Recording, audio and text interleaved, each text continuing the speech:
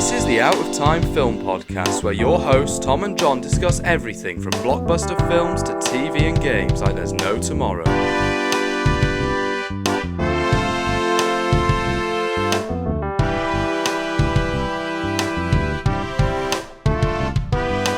Hello and welcome to the Out of Time Film Podcast. I'm Tom. I'm John. And this week we are talking about Captain America, the first Avenger. Wow, we are going way back. It felt like a golden age. Canonically, this is one of the early stages of the MCU, which is pretty exciting. What do you think? Yeah, it's really cool to see this point in time because the MCU moves forward and it never really looks back. Apart from this film and Captain Marvel and Black Widow, you don't get a lot of films that take you back in time. And this obviously dramatically so. This is 1940s, it's World War II, and we're exploring the story of Steve Rogers. We all know it. He's a scrawny little guy. He wants to fight in the army and he gets the chance. He gets the chance by being a super soldier, and we kind of unpack his origins that will lead him into the modern day, into Avengers, and the things that make him such a good hero. And most of this film I just have a blast with. I just have a great time with it. Yeah, it's really nice to see something that is actually utilizing locations. Some of the things that you get to see in this movie that feels like it's directly gone to the past rather than using sound stages like what they've used today's standards in Marvel. They're not utilizing locations enough. Like, for example, this was filmed in Manchester.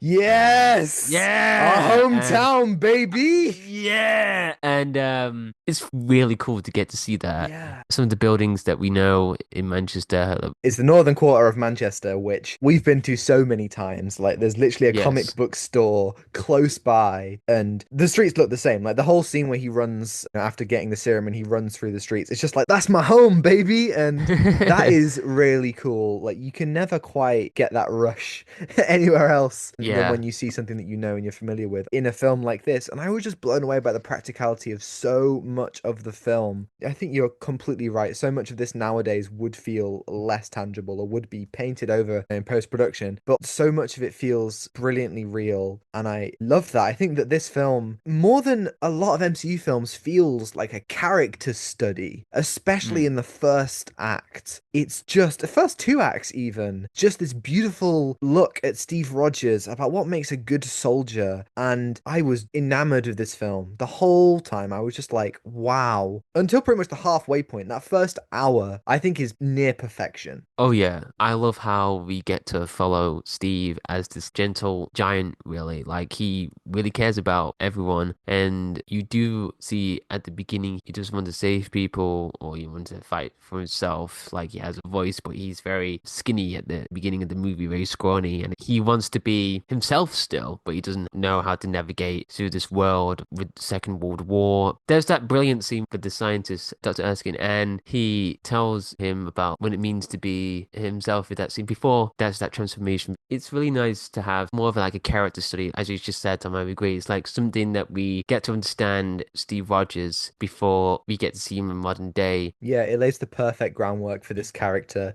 You know what he stands for, you know what his morals are, and then throughout the saga, we unpack that for Steve Rogers, and we unpack what that looks like in different periods. And the great thing about that character, much like Superman, is this unwavering optimism, this unwavering hope and belief in good. But that's not always easy when faced with the world that we live in. And I mean, like, World War II, that is a time of horrible stuff just throughout human history. And for Steve, it comes down to just, he doesn't like bullies. And the scene between Erskine and Steve just before his operation is maybe the best scene in the movie. That's the mission statement for the entire thing. I love that scene so much because you get all the exposition about Red Skull, but it's not just like exposition, it's all part of this point about what makes a good soldier. And the super soldier serum, bad becomes worse and good becomes great. And obviously the brilliant line of, I need you to promise me that you will remain who you are, not a great soldier, but a good man. That is amazing. And this film introduces so many brilliant characters. You have Chris Evans as Steve Rogers, you have Sebastian Stan as Bucky Barnes, you've got Hayley Atwell as Agent Carter, you've even got Tommy Lee Jones being just amazing, and Toby Jones and Hugo Weaving. But for me, the MVP is Stanley Tucci, the Tooch himself. Like, just in such small screen time, you love him. He does so much for the themes of the film, so much for you as an audience, so much for Steve. Worth saying, spoilers. I know the film came out 13 years ago,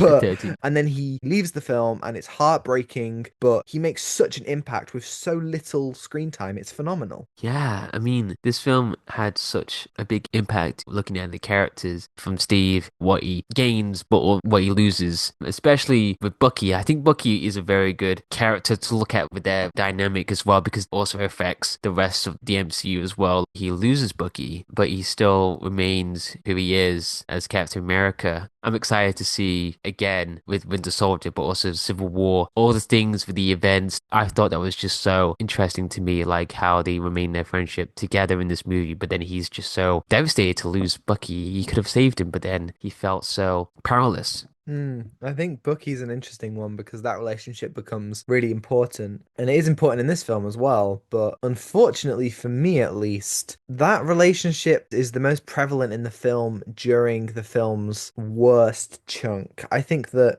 after Yeah. we get that first mission where Steve rescues all the soldiers, the film kind of just loses it. And what I love about this film is that it's a genre movie. It's taking inspiration from so many wartime classics and old movies that harken back to the 40s. The score reflects that, all the aesthetics of the film, the way that the film has the kind of song and dance sequences and all the different wartime action. It's all great. And there's a lot of montages in this film. There's like the training montages, and then there's the actual montage of Steve and the Howling Commandos defeating Hydra. But with that, you also lose a lot in that time. It's like a 1 minute montage, not even that long. Yeah. But I Yeah. feel like the relationship between Steve and Bucky, you don't feel it enough in the second half for Bucky's death to really, really hit hard. The Howling Commandos, there's like 6 or 7 of them, and I don't Mm. know any of them really. Like the only things I can have to point them out is like I recognize a few of the actors, or like one of them's British, one of them's French. Like it's a lot to take in. You begin to lose so much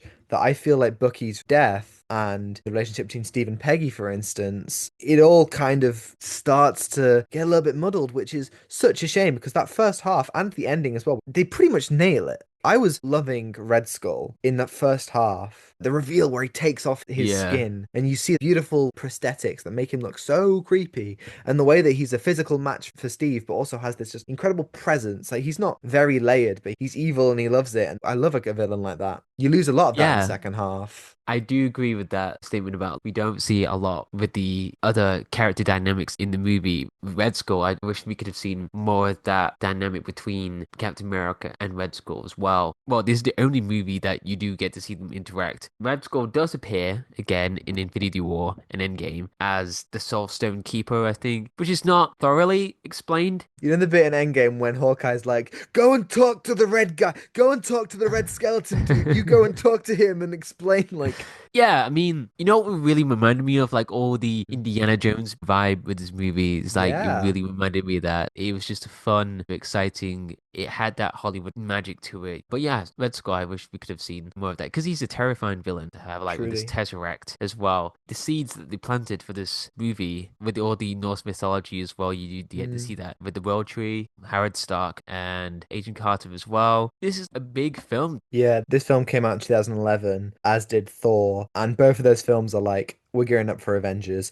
Here's the MacGuffin, here's the villain, here's 2 of our main heroes, here's a bunch of stuff that is going to be important. They really begin to work this as a cinematic universe, and the cracks do not show at all. You don't ever think, oh, the Tesseract is just set up for later, or Captain America's been put in the ice. That's a bit flimsy. It's just so he can be in Avengers. Like, they make it feel really organic and like a tragedy, really. The whole ending. Yeah. I haven't watched this film since 2019, almost 6 years. And I was watching it and I was loving it at the beginning, and then we kind of get to the middle bit and I was liking it a lot less. And then the ending, something just kind of clicked. That ending is perfect. The conversation between Steve and Peggy, the intercutting between the two, the performances they both give, the sense of lost time, the sense of love for each other and unfulfilled desires is brilliant almost entirely throughout. It works amazingly. And obviously they have the conversation about dancing throughout the film, and it starts as a little thing about not dancing, then it becomes a flirtatious thing, and then you kind of get to they're not going to get their final dance, and it's so heartbreaking to hear him go into the ice and to see her reaction. You don't actually see him and his final moments, but you see hers. it's so brilliant. And then to get the scene where he wakes up and obviously it's confusing and just the final moments. I know everyone's talked about it before. I'm not saying anything new here, but holy Yeah. shit. That final bit where Nick Fury says, "You're going to be okay." And he says, "Yeah, I had a date." And it cuts to black. And that's it for like 2 seconds. That is Yeah. unparalleled sauce that I feel like the MCU may have never had since. Like, that could be the best ending of an MCU movie. That is amazing. Yeah, I agree. That ending, you feel so confused alongside with Steve because we've been through this world in the 1940s and then we jump to modern day and whoa, okay. But it's just so depressing as well. He wanted to share a life with Peggy and it's like, is he gonna get there again? To me, this film does such a good job of setting up Steve and Peggy and who they are in their relationship Yes. that there was never anyone else that Steve could have chosen to end up with as his happy ending. Yeah, that's like the most important thing to explore. He lost this whole life to spend with Peggy, but then he had no chance. He had to sacrifice himself for the greater good. It's heartbreaking. You thought you'd done the job, you'd done everything, but then just wake up years later in this bustling metropolis that just changed over decades. It used to be What? Manchester and now it's Times Square. Like, what the Oh my fuck? God. Just walking around like, wait, where's the Gregs? Where's the Gregs? Yeah, that is heartbreaking. But if you forget about the ending for Steve in Endgame or the other parts, this one was like a milestone for his character arc. He doesn't get a happy ending. He doesn't really Yeah. get anything like that. And I feel like we do see a lot of things in superhero movies when they have a happy ending, but Steve doesn't quite get that. The world has Mm. moved on. That's just like scary to be frozen in time for him just to wake up. Yeah, they do that so well. And there's a lot of deleted scenes in Avengers that kind of explore that a little bit more. I love the concept of the man out of time. It's Yeah. so compelling. But also, I feel like Hayley Atwell doesn't get enough credit for her work as Agent Carter. Like, Yeah. I know that obviously a lot of people now kind of complain about her being in everything. She's in What If and she's in Multiverse of Madness and she cropped up quite a few times. She was in Ant-Man, she was in the Captain America movies, she was in Endgame. And it's like, yeah, okay, she's in it a lot. And Captain Carter is something that they are kind of peddling. But she is amazing. I mean, her first scene in the first Avenger where the guy's like, "Hey, Queen Victoria, what you doing here?" And she just decks him, just punches him in the face. I love it. You get hints in this film of her story being a woman in this male-dominated army, and I haven't actually seen Agent Carter the show, but Oh, I I haven't would be either. really interested to kind of look deeper into that because I feel like this film doesn't give her quite enough, and it's such a shame that her and Steve are apart for so long in the film in the 1940s because you don't get a chance to explore her as much as I would have liked. I really quite hate the scene where she's like, "Oh, Steve, what the fuck? You're kissing another woman." Because it's like, is this really her biggest point of agency in the film? Is that she's angry about him kissing some other girl? I feel like the film could have really done more to make her more 3D, more dynamic. Yeah. But of course, Hayley Atwell just sells it amazingly, especially in that ending. The tragedy, like when Tommy Lee Jones hands her the file and she looks at Steve, the picture of him, and realizes that what she loved wasn't the abs and the Chris. She didn't love the Chris Evans, she loved the man underneath. Yeah, with Hayley Atwell, I wish there was more to explore with her. It was that potential that it was something there, but then it just went on to montages all the way through, which kind of struggled me. I was like, oh, okay. You know the montage where it's Star Spangled Man and it's him performing on stage and like him doing Yes. that works really well because you feel him as this dancing monkey. You feel him being Yeah. thrown into this life. It's not at all what he wanted. That works because that's not where the big character moments happen. But the other Hmm. montage, which is him bonding with Bucky and him and Peggy being apart, this film's only 2 hours. I would say 2.5 hours. Like two. I know that at the time they didn't want to make the audience sit down for a long time. They haven't gained that trust yet. Fine, but it should have been at least half an hour, maybe 45 minutes longer. Yeah, it should have been more time to explore more things as well. Also, the theme for Captain America for this Mm, one, it's amazing. I really like the theme. so good. It's so good, but it never comes up again in Oh, the MCU ever again. This is a problem with yeah, motifs, it is. things that are really important for characters, like they Mm, have their moments or something to define them. For this one in particular, with Captain America's theme, that is so triumphant. You yeah. really feel that with the Oh my music, God. and Dude, it's oh, right. so Like, good. this is also part of the ending, but after we get Steve going down, we get the victory celebration bit, we get Agent Carter looking at the picture,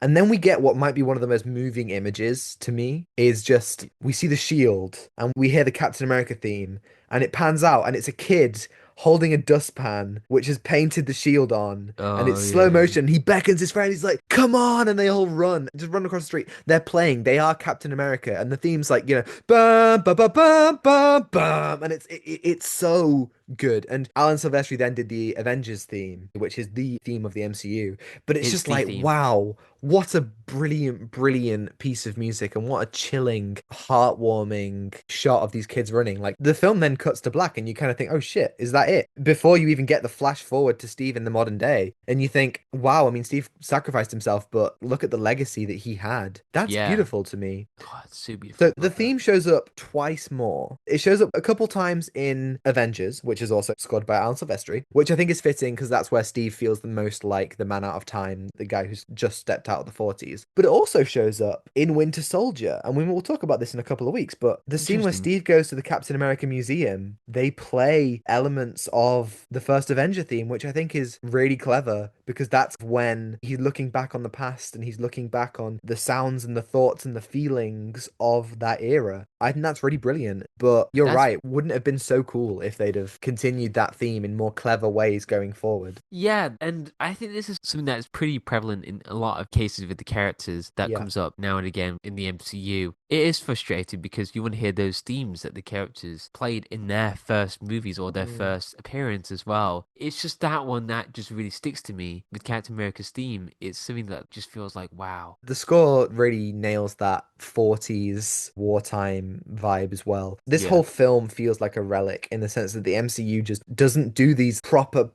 genre films anymore. I really hope they get back to that. I think Fantastic Four may be a contender for something that will be a bit more like a genre film. I hope DC does that going forward because that's where it's the most exciting. That's where you get the most variety. And there's so many things in this film that's just like, wow, it feels so fresh, feels so new. The effect with Steve when he's a little scrawny guy, Chris Evans' face on the little body, it's brilliant. It Yes. mostly holds up. You never look at the emotional moments and go, that's weird. It sometimes to me feels like Chris Evans' face just floating. And I'm a little bit like, but it does work where it needs to. And they were pioneering that effect. Like, I feel like the MCU in its early days pioneered so many incredible techniques. And, the CGI was unparalleled. And in the last 6 years, and we are in the 6th year since Endgame, it feels like they have pioneered nothing. And so I think this is a great look at a film that this is what we should do more on. Take notes on this film. I really miss the comic book movie feelings. Now we have one of the first superhero characters next year, Superman. No, John, not next year. That's Oh, this this year. year. It's this This year. Oh my year. God. It's Yeah, the this year of Superman, year. baby. It's the year of Superman. Yeah. And we also have Captain America, Brave New Yes. World as well. Yes. But with Captain America, with Marvel, like this is something that really stands out. And it's just mind blowing when you look back to those films and then see that a lot of movies that came out 2025 is going to be packed. So it's going to feel like that again, which just feels exciting. It Hopefully. just reminds That me would of be that. really cool. I mean, obviously, we're going to talk about all the Captain America films. I don't have high hopes for Brave New World, but I really do want it to be amazing. And Yes. this film, if you can make Captain America, who in the comics is a B-lister, and they made him an A-lister from this film, from Avengers, that cannot be understated. Same with Iron Man. And so I really hope that we get back to something like this. What are you going to give Captain America the First Avenger out of 10? I'm going to give it an 8 or 7. I feel like an 8, Nice. actually. Cool. I'm going to go with 7. Thank you, everybody, for listening. If you're listening on YouTube and you liked it, you can like and subscribe if you want to see more. And if you are listening on Apple or Spotify, you can follow and give us a 5-star review if you think we're worthy. And next week,